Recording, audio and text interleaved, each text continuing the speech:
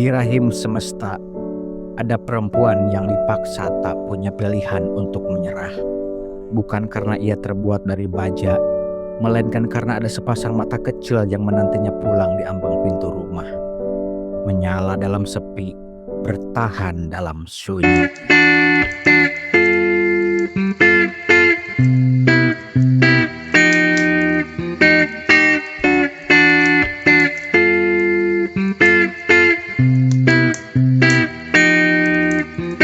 Pangandaran, ia tak hanya menyimpan gemuruh ombak yang memukau dunia.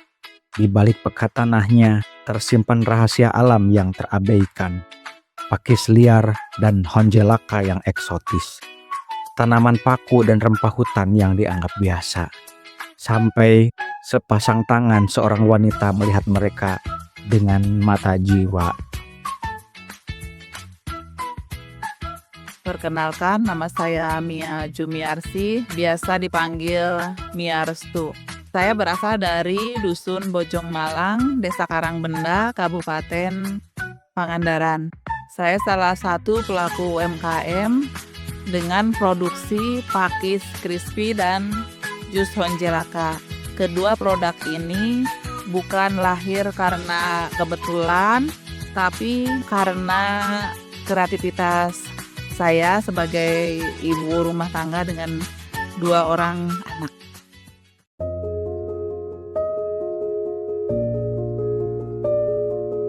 Waktu itu 2019 bulan Oktober, suami saya tiba-tiba sakit keras dan tidak lama meninggal dunia. Rasanya gimana ya? Kalau kata orang Sunda mah dunia teh asa ningkrep. Kalau kata bahasa Indonesia mah berenang dunia asa runtuh. Saya yang hanya ibu rumah tangga biasa, tidak punya usaha, tidak bisa apa-apa, tiba-tiba ditinggal suami dan harus menghidupi 2 orang anak yang masih kecil. Pokoknya sakitnya nggak bisa dengan kata-kata.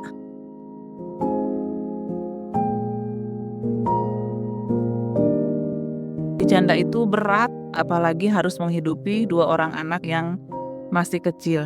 Ibaratnya gini, janda itu boro-boro bekerja, diam aja, salah, katanya gini, pantesan banyak uang, kan dia janda. Jadi tetangga itu dan orang-orang di luar itu menganggap saya itu negatif.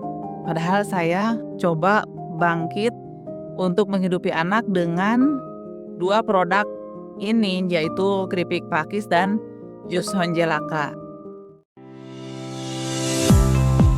Tapi di balik cibiran, di balik cemoohan dan hinaan mereka itu, sebenarnya itu sebagai penyemangat untuk membuktikan bahwa janda juga bisa berdiri sendiri dan bermartabat.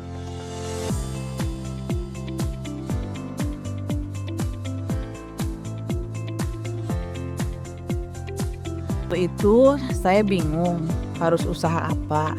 Buka warung kecil, di sini sudah banyak. Nah, ketika saya lagi melamun di jendela belakang, di belakang kan kebetulan ada beberapa tanaman pakis sama pohon honje. Nah, terus saya jadi ide, ini kan makanan tradisional ya. Selama ini hanya dikonsumsi dengan cara disayur, ditumis atau dibikin yang disantan itu. Terus kalau untuk honje biasanya cuma untuk bumbu rujak atau bumbu untuk sayur asem. Nah, setelah itu saya coba petik beberapa ke belakang. Saya coba goreng, waktu itu pakis dengan ilmu saya yang seadanya karena saya belum tahu apa itu UMKM, belum ada pelatihan. Jadi gagal. Baru beberapa jam setelah digoreng sudah melempem. Apalagi honje, saya coba tunggu, saya rebus, dibikin minuman untuk konsumsi pribadi.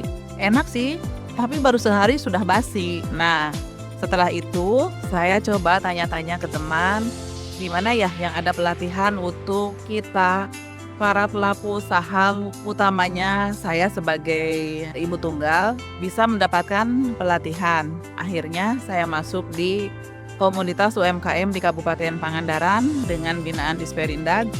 Dari situ saya mendapat pelatihan dan alhamdulillah pelan-pelan bisa mengolah tanaman pakis dan buah honje menjadi makanan oleh-oleh khas Pangandaran dan minuman tradisional khas Pangandaran.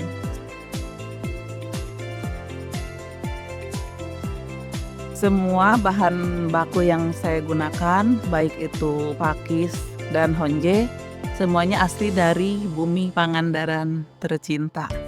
Untuk pakis, saya tidak punya banyak kebun, jadi saya beli ke petani sesama pelaku usaha, begitu juga dengan honje. Untuk proses keripik pakis dipilah, dipisah dari daun sama batang. Setelah itu dicuci, direbus sebentar, kemudian dicampur tepung dan bumbu-bumbu rahasia saya, baru digoreng. Nah, setelah digoreng, untuk penggorengan juga melalui 2 kali penggorengan. Setelah digoreng, baru di spinner untuk mengeluarkan minyak.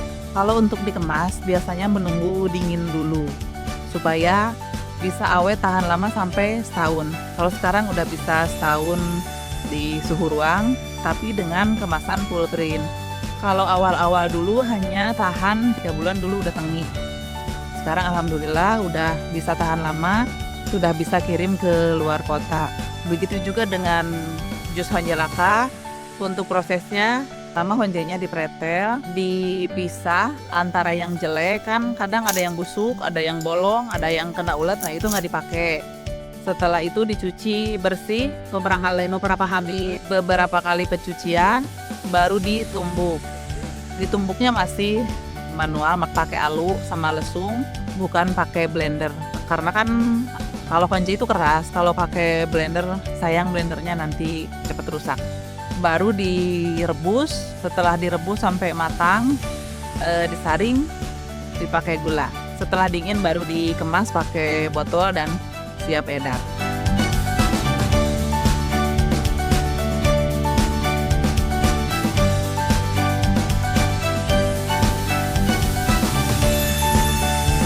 Ini alhamdulillah saya sudah bisa pasarkan ke luar Kabupaten Pangandaran, seperti ke Bandung dan Bali.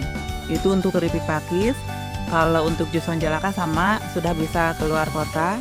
Omset sekarang alhamdulillah cukup untuk kehidupan saya dan anak-anak, dengan minimal untuk pakis itu 1.000 pieces per bulan dan 2.000 botol jus honje per bulan. Jadi untuk ibu-ibu tunggal dimanapun berada, tetap semangat.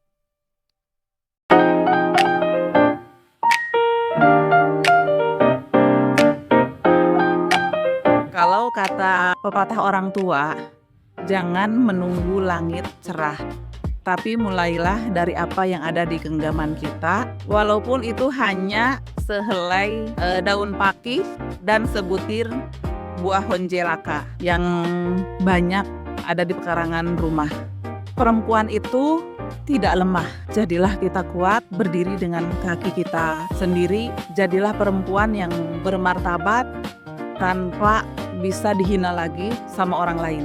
Ketika takdir memaksa untuk kita berdiri, insya Allah kita akan sanggup melaluinya, kita akan kuat. Perjuangan saya sebagai ibu tunggal ini menyentuh hati kalian dan semoga menjadi penyemangat juga untuk kalian. Berikan komentar terbaik kalian dan jangan lupa subscribe ke channel Opoy. Mari kita dukung sesama pelaku UMKM di seluruh pelosok negeri ini. Jangan lupa follow Getty Media juga ya. Assalamualaikum.